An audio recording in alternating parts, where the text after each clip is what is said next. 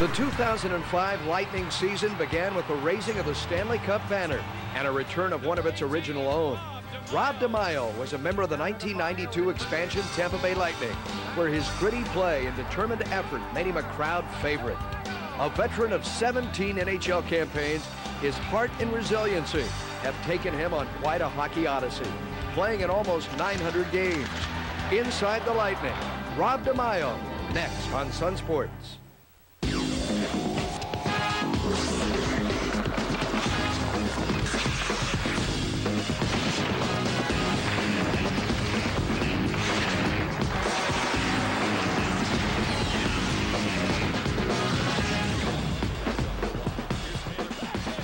Here in Florida, back home, it almost seems to. What's it feel like now to be back for a second go-around with Tampa Bay? Well, it's definitely a different experience, just because when we first came, it was all new to everybody, and there was really nothing to base anything on, as opposed to now when, you know, I came here, they won a Stanley Cup, and they've really turned the organization into, you know, one of the class acts in the league. When you came here, though, Rob, you had already skated 75 games in the National Hockey League, had played for the Islanders. You had experience. What did it feel like to come to an expansion hockey team? Your reaction to that, the expansion of '92. Well, it was, you know, I came from New York, where there were a lot of older guys, and, you know, I got taken in the expansion draft, and, you know, it was just all new. It was all exciting. You know, you had great weather. The fans and the people in Tampa were very excited about the game, and you know, the guys that they brought here were all, you know, either, you know, journeymen or young guys that just didn't get the right opportunity where they were. So guys had a lot to prove. So it was very, you know, it was a great group of guys, a very exciting time, and yeah, I'll never forget those first couple of years. You played for the P.T. Barnum, the Pied Piper of hockey promotion, and Phil Esposito when he brought it down here. The tall tales of playing out at Expo Hall, of the ice perhaps being shorter than a regulation rink here. You look at it with a smile on your face here. What was the atmosphere like, and did you have an advantage over visiting teams coming in back then? Well, I think you do as an expansion team at the start, because teams think that it's going to be easy because you're a bunch of guys that maybe weren't wanted somewhere else, and that's the reason you're on an expansion team. And but we played hard, and guys played with grit, and, you know, we had great leadership, and we had talent too. I mean, just untapped talent that guys, like I said, didn't get the opportunity wherever they were. So we were always a tough team to play against, and Terry Crisp was a coach that demanded that style from you, where you played hard, and it was never a giveaway game for us, for anybody, by any means. I remember you started out of the box. You had the great win over Chicago, but you started out of the box, you went on the road, you were winning games. Doug Crossman on the island had that, what, 6.9? 6.9, yeah. Yeah, you remember that in the pantheon of all the games that you played now, getting close to 1,000. Can you remember specific nights when you look back throughout your career? You can remember a performance like that, or a tough guy like in Basil McRae or Rob Ramage standing up? Sure, oh yeah. I mean, there's too many to count, and, you know, you wish you could remember them all, and if you really dig deep into your mind, you probably can, but you know, certain ones definitely stick out. But you know, one really that sticks out to me is that the first game, the first time that we stepped on the ice at the fairgrounds for that opener against Chicago. That was, you know, that was one of the best, most exciting experiences that I've had in this game, just to see how much excitement was around, and I think we won that game. I think it was 7-2 or something. And, yeah, it was like, hey, we could do this all year. We're going to be pretty competitive. I've been back in that building, and even though it's really a warehouse now, I swear I can still hear the crowd coming out of that wall. Yeah, it was loud, and like I said, it was a time that was very special to a lot of guys, and you know, I'll never forget the guys on that team. Robbie's always a feisty player. He comes to play every game. I mean, when we played here back in '92, '93, Robbie was just a young guy. He was just starting out his career. But you know what? Robbie's been in the league a long time now, and you know, it shows because he plays every game like his last game, and he works hard. There's no better, harder working than Robbie DiMaio on the ice. You grew up, Robbie, in Calgary, Alberta. What was that like, and the influences in your life as a young boy? Well, Calgary, I mean, to any young man or young boy in Canada, I think hockey was everything. And, you know, we played it just for fun. And I got started by, my parents both immigrated from Italy, so they knew nothing about hockey, nothing. And I had a neighbor that thought that, you know, I would fit that game because playing with his son, we were pretty aggressive together. And so he got me actually into my first, got me into playing hockey when I was very young. And Calgary was a, you know, it was a great city to grow up in. The weather was a little cold in the winter, but that didn't matter, you know, because hockey was everything, like I said, and you're outside and you're enjoying it. And I never wanted to come in. I wanted to play all day. So being Italian, you could have been a great soccer player here for Juventus, yeah. Villa Roma. Did you play any other sport? I did. I played a lot of soccer growing up. And, you know, my dad, that's what, I guess he named me after a soccer player back in Italy. And I don't, you know, I know his name was Roberto something. I don't know who he was, but I remember him telling me that. And so ultimately, you know, if soccer was first to him, and I played a lot of soccer, and I got pretty good at it at a young age, but really in Canada there was no opportunity to do anything with it, more so now, but back then there was really no opportunity. I mean, I played for the fun of it and I loved it, but hockey was always number one to me. Yeah, soccer, you have only one name. You'd be Roberto, yeah, or Rob, right, Ronaldo, or whatever. Yeah. Who helped you get there? You've talked about your parents. Who else? A coach as a young boy before you get to juniors? Well, I was fortunate because I had a lot of, you know, very good coaches growing up. When I was a midget age, I had a gentleman by the name of Garth Malarchuk who actually played in the National Hockey League as a goalie, and his brother Clint was a goalie with Buffalo and moved around a little bit. But Garth was my coach, and you know, he gave me a real sense of what it took to be a good player. Now, I never expected to play in the National Hockey League. I was always a smaller guy, but you know, he brought me and showed me the game, and you know, one thing led to another, and then I went to a junior camp, and I did real well, and I ended up, as a 16-year-old, I made the team, which, you know, shocked the heck out of my mom for sure. I mean, where was this? Kamloops? That was in Kamloops, yeah. Who the coach of the Philadelphia Flyers, Ken Hitchcock, was the coach there at the time. When I did well, it got to the end, and he sat me down and he said, you know, we'd like to talk to your parents.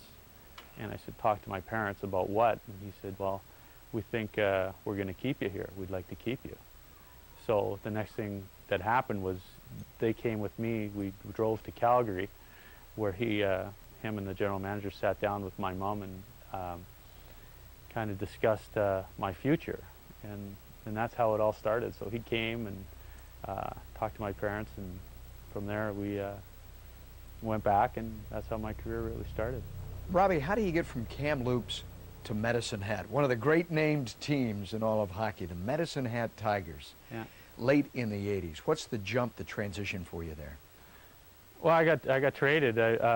Ken, for some reason, he just decided to make a trade and traded me to Medicine Hat, where a gentleman by the name of Russ Farwell was the general manager there, and he brought me in, and you know, it was probably the best thing that ever happened to me in my young career, where we went on there to have great success and won 2 Memorial Cups, which is the national championship of junior hockey in Canada.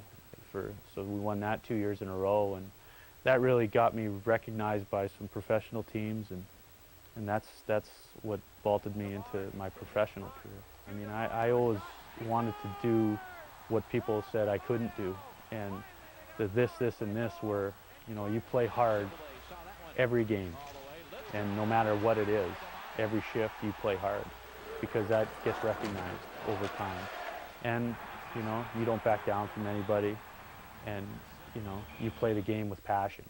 And those were the things that you know, they pretty much told me I had to do in order just to be successful in junior hockey. fortunately that translated into a fairly decent National Hockey League career. Immortality. One of the words that comes to mind is just respect. You know, he's you know, a guy that's been around a long time. I'm not quite sure, 15, 16 years, something like that. And, you know, I was fortunate to play with him a little bit in Boston, and it was the same way. He's, you know, had a great career, and he does it night in and night out. He's just a scrappy, tough individual that gets the job done. And I think a lot of people, you know, look up to him for the way he plays night in and night out, and like I said, have a tremendous amount of respect for him. When did you first, or who would have been the first person that said to you, Robbie, you can play professionally, you can take this to the next level? Well, nobody really said it to me. I mean, I missed my first draft, and then the next year it came about, and you know, I had success in junior. We won, like I said, and I had real good coaches in junior in Medicine Hat, and kind of Barry Melrose was one guy that was very, you know, he wouldn't say, you know, you're going to be a good pro. I always said that once I got drafted that I had an opportunity to play in the National Hockey League. He was like, whoa, whoa, whoa, whoa, you know, there's steps that you have to take to get to the National Hockey League. And I always thought that the next step, once you were drafted, that you were going to be in the National Hockey League. And so Barry was one guy that, you know, kind of, he said, you know, I think you got a shot at playing. Here comes the draft again. There are 117 players taken before they get to you. It's to the 6th round. Have you given up? They aren't going to pick you. Finally, they call your name. Your reaction when they finally call your name a year late, and 200 and, what is this now, 252 players before you. Yeah, well, I wasn't at the draft, first of all. I mean, I was in Medicine Hat. I was still in school, and they didn't have coverage of the later rounds on TV, so I mean, I didn't know. And all of a sudden I got a phone call from the New York Islanders, and I mean, I was shaking when I heard that. And they said, Robbie, we've drafted you in the 6th round. You know, this is good opportunity for you, and whatever the case, but congratulations, you are now property of the New York Islanders. You know, I went to training camp in New York and did fairly well, and then I started in Springfield for a little while, and kind of got my feet wet about the professional game. I know that Al Arbor, who had coached a dynasty, 4 consecutive Islander teams, spent a lot of time with you. And here's a Hall of Famer. He had the Potvins and the Gillies, Bossy, and everything. He didn't have to do that. What did he see? Well, he saw something. I mean, I don't really know. I've never really talked to him about it, but I think he saw a young guy that was full of energy, that had passion to play the game, and you know, saw me in training camp, that you know, whether it was I fought a few times and showed him that I wasn't afraid of that I was smaller, but as they say, you were willing. Yeah, the corners weren't something that I didn't want to go into, and so he saw that, and I think the skill that I displayed, and showed him that I had the ability to play, and so he found a spot for me, and that's you know, I credit Al with really putting the footprint on my young career. Robbie, what do you tell a young boy about going into the corners? And does an average fan have a conception? How do you describe what you encounter in the corners and in high traffic areas, meeting other professional hockey players who want to be there as well? Well, be careful, first of all, I guess. You know, don't be afraid of it. You know, guys are big and strong, but I mean, determination and effort can get you a long way, and that would be my advice to you know, a young guy. I mean, those are places that win and lose games, and they're important places to be. And if you're afraid of them, then you know, you're behind the 8 ball right away. I remember with the Lightning, you go up to play the Minnesota North Stars, Matvechuk, one punch, boom, down it goes. I remember that day up there. What did they find out about you? You could take care of yourself? Yeah, that you know, it wasn't you know, the most important part of my game, but it was certainly part of it, and I did it a lot, when I was young, and I did a lot of that because I needed to earn the respect of, you know, the league basically. And you know, they see a younger guy, small guy, they think that, you know, you could take advantage of that guy fairly easily. Well, I wasn't going to let that happen, and so that's kind of where I got, you know, I got the reputation that I could handle myself, and that gives you a little bit more space, which is what you need in this league. Once you earn a certain reputation, you can be more of an effective player, knowing that you're not going to be taken advantage of. Terry Crisp once said, pound for pound, you might be the toughest man in the National Hockey League. Was he a lot of fun to play for here? He had skated himself. Yeah, yeah, I'll never forget Terry. I mean, he was great to me. You know, he liked the way I played, and him and Wayne Cashman were the coaches. And I'll never forget that the day I got traded, he called me in, and he was the guy that actually told me. And he had tears in his eyes, and for a National Hockey League coach to show me that emotion, I was in shock with that. And that's another memory that I'll take with me to my grave, because it meant a lot just to see the emotion that he didn't want it to happen, but it did. And you know, that was a special time for me. He's a special player. I had the opportunity to play with him in Boston, and as well as with myself, Robbie, and PJ Axelson. We had one of the better checking lines at the time in National Hockey League. That's a huge credit to Robbie. He brought a lot of toughness on that line, and he's just a player that you can learn a lot off, and I learned a ton off him, not only on the ice, but off the ice as well.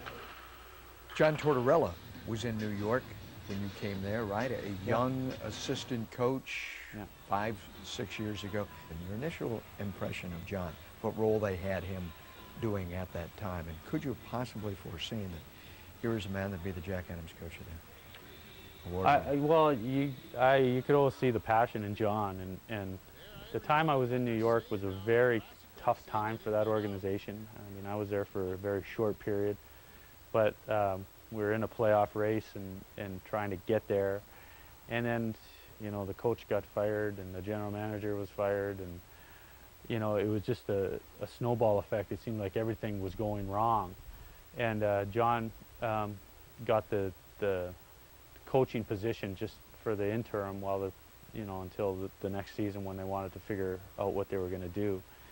But you could see his intensity and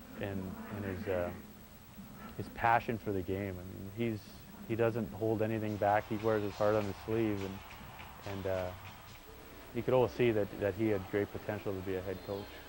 When you elected to come here, when this opportunity was presented to you, they have a system here that was obviously vastly different from the first time around. What was important, fitting in, your mindset in coming in here and being an integral part of this hockey team? Well, it was an adjustment. It still is a big adjustment for me. The way I've played the game and been coached to play the game has been, you know, a 160-degree turn compared to how I play here with John. Here we're aggressive always. I've played on teams that trap, so to speak, for years. So for me to come here, it was such a big adjustment, always thinking I had to stay back when I'd get caught in between when he really wanted me to go. So it's taken me a while to adjust to it, but it's a fun way to play. I tell you what, it's a great way to play the game. It's an exciting way to play the game, but it's a different style for me, and I'm learning it, and I'm starting to really enjoy it, definitely. To endure in this league as long as you have, what do you tell a young player like a Ryan Craig, who lockers very close to you, just coming in, just starting their career with all the hopes and dreams that you had when you started? What does it take to survive in the National Hockey League for 17 seasons? Well, I've said it, numerous times already. It's passion for the game. It's dedication to the game, whether that's, during your off days where you work out, or you have very good summer training programs where you have to do it in order to, keep your body strong. And just just you stick around in this game for a long enough time, you see the guys that have and the reasons why they have, and that's, you're professional, and the hard work and the dedication and just the want to be around for a long time is really what it takes in order to stay around for a long time. I've seen you come off the ice following a series of 45-second tenacious shifts, a ferocious game, and there you are with your family, walking down the hall, and the twins, Natalie, Julia, walking with you, these two beautiful little girls here. Being a father with these two precious little girls here, the love and the light of your life, what's that like? Well, that's everything. I mean, nothing else matters.